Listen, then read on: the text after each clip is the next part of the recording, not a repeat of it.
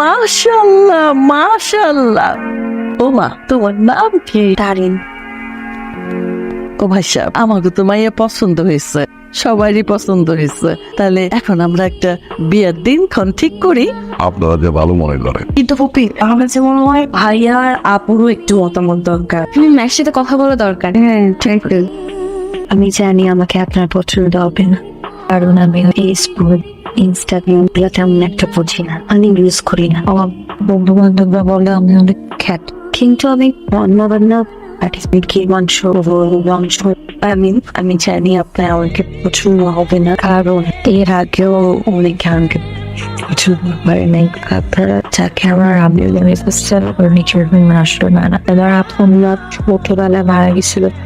এখন আপনারা যাকে দেখতেছেন সে আবার পছন্দ হয় নাই না। দেখছো, শেষমেশ আমাকে ওই পাল্লক মাইয়া ধরাই দিতে চাইছিল। আসলে মেয়ে দেখতে যাই জানলাম যে মেয়ে হইলো ভদ্রলোকের আগের ঘরের। এই সমস্ত কথা তো আগে বলে নাই। আসলে এখানে কোনো কাপলা আছে। যেহেতু ওই মায়া আমার বড় পছন্দ হয় না, মানে কারো পছন্দ হয় নাই, ওই মানে এত কথা কেন আমি করতেছি না, ওইটা বাদ দিয়ে দিলেই তো হয়। আমার নতুন মায়া দেখি, নতুন মায়া পছন্দ হইলে সেটা বিয়ে দিই, ওইটা না হলে আরেকটা দেখি। বিয়েটা কি পুরো আপনি করবেন? সবাই যে যার মতো করে মতামত দিচ্ছেন, আমি তো ভুলেই গেছিলাম যে বিয়েটা আমার তো মতামত আছে না। আমি তো মেয়ে দেখতে গেছিলাম, এর পরিবার না। আমার কাছে মনে হয় কি, সৎ মায়ের কাছে বড় হওয়া ওই মেয়েটাই আদব জানে, ওই মেয়েটাই ভালোবাসা যায়। কারণ এই পাল্লুক মেয়েটাই সমাজের সত্যিকারের বাস্তবতা প্রতিটা মুহূর্ত ফেস করে। মা গাড়িতে বসে জানি কি বলছিলাম, কিচ্ছু দরকার নাই, খালি একটা মেয়ে দরকার, এমন একটা মেয়ে দরকার যেই মেয়ে ঘরটা আলোকিত করে রাখবে, তোরে ভালোবাসবে। আমি তো এই মেয়ের চোখে ভালোবাসা দেখছি মা, আমার তার কোনো কিছু দরকার নাই। আর কোথায় লেখা আছে যে একজন পাল্লুক মেয়ে সেটা ভালো ঘরের বউ হইতে পারবে না? আর কোনো মেয়ের বাবা যদি মা মারা যাওয়ার পর একটা বিয়ে করে, সেই দোষ তো আসলে মেয়ের না। তবু আমি এই মেয়েকে বিয়ে করবো 2 দিনের ভিতরে। মেয়ের পরিবারকে জানাই দেন এই মেয়ে বিয়ে করবো আমি। হ্যালো, জি আমি ভালো আছি, আপনি ভালো আছেন? ভালো। আর আপনার আম্মু, আপনার ফুপ্পি, দুলা ভাই সবাই ভালো আছে? সবাই ভালো আছে। আগে আমার যতগুলো বিয়ের প্রস্তাব এসেছিল এই কিন্তুর কারণেই সবগুলো ভেঙে গেছে। আপনাদের সাইড থেকে যদি না অ্যান্সার আসে সমস্যা নেই। তাই না, বাসা থেকে কালকে তোমার ফ্যামিলির সাথে কথা বলে বিয়ের ডেট নিয়ে। তোমার আব্বুর জন্য মন খারাপ লাগছে? কথা বলি, বাবার জন্য লাগছে, কিন্তু এখন থেকে তো এটাই আমার ফ্যামিলি, তাই না? আমার তো ছোটবেলা থেকে জানি তো আপনার ভাই এখন আমি আপনার আম্মুকে অনেক ভালোবাসবো। যখন যা করতে বলবে না আমি সবকিছু করবো। আর যে ফ্যামিলি মেম্বার আছে আমি ওদেরকে অনেক অনেক ভালোবাসবো। আপনি যা বলবেন তাই করবো। আমি কোনো কিছুটা কোনো কমতি রাখবো। পড়াশোনাটা বন্ধ করেন না প্লিজ। কেউ বলছে যে তোমার পড়াশোনা বন্ধ হয়ে যাবে? কোথাও কিরকম আছে যে বিয়ের পরে তোমার পড়াশোনা করতে পারবে না? অত জানে তুমি অনেক সুন্দর। আপনিও অনেক ভালো। রুটি হয়ে গেছে, নিয়ে যা। ভাবি, রুটি বানাইতেছো? আচ্ছা, তোমার এই বয়সে এত কাজ কি মানায়? তোমার শরীরটা খারাপ হয়ে যাবো না? আরে কাজ করলে কি শরীর খারাপ হয় নাকি? কি যে বলো না। ভাবি, তুমি আমার কথা শোনো, এখন থেকে তুমি স্ক্রুড্রাইভারের উপর টাইট দাও, তা না হইলে সারা জীবন তোমাদের রুটি বেলতে হবে, চেকতে হবে, তারপরে না বৌমা রুটি খাও।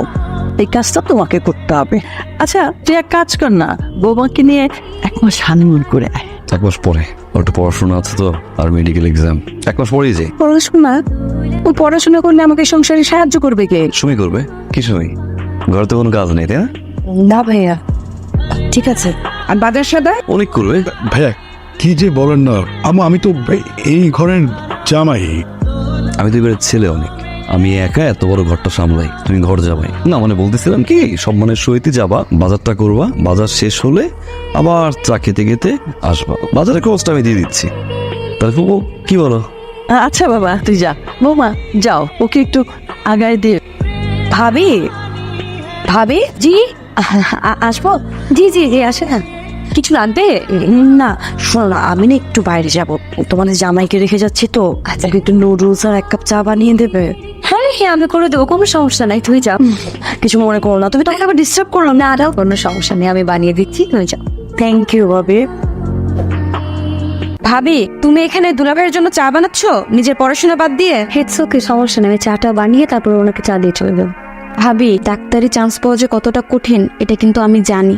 আমি চাই তুমি অনেক বড় একজন ডক্টর হও, একটা সেকেন্ডও কিন্তু নষ্ট করা যাবে না। তুমি এখনই যাবা, পড়াশোনা করবা, আমি চা বানাই দিচ্ছি।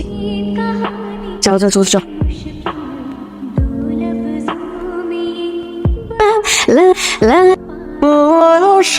বিষয়টা একটু বেশি হয়ে যাচ্ছে না? না, এই বাড়ির সব কাজ করে তো দায়িত্ব হবে। ঘরে তো আরো মানুষ আছে না?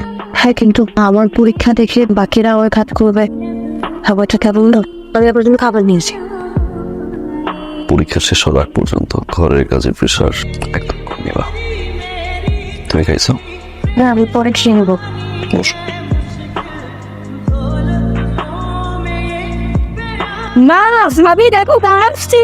আপনার তো দুদিন আগে আসার কথা ছিল, এত দেরি করলেন কেন?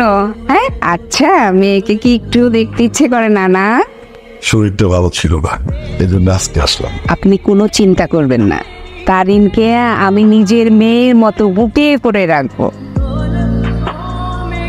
কাঁদতেছেন কেন আব্বা? সুখে কান্দি রে মা।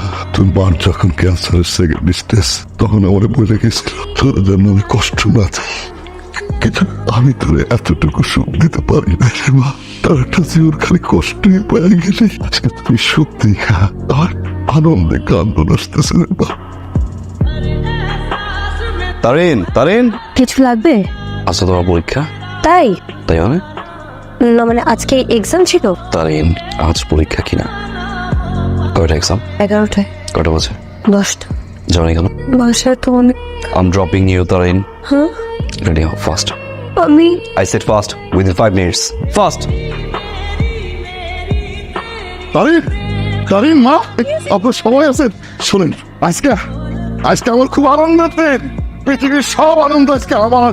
আব্বা, আমার মা বান্ধবীর কাছ থেকে বই এনে আলাদ করে পড়ছে, অনেক কষ্ট করছে আমার মা। কোচিং করতে চাইছিল, সেটাও আমি দিতে পারি নাই। এটা একটা বাবার জন্য যে কি কষ্ট, এটা আমি কাউকে বুঝাইতে পারবো না।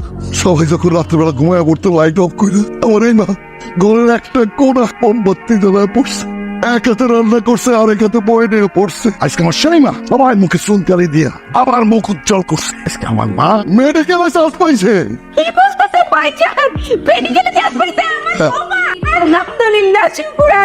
এই যে দেখেন পত্রিকার রেজাল্ট বানাইছে। আব্বা, আমি চালিয়ে যাই। আরে মা, তুমি কি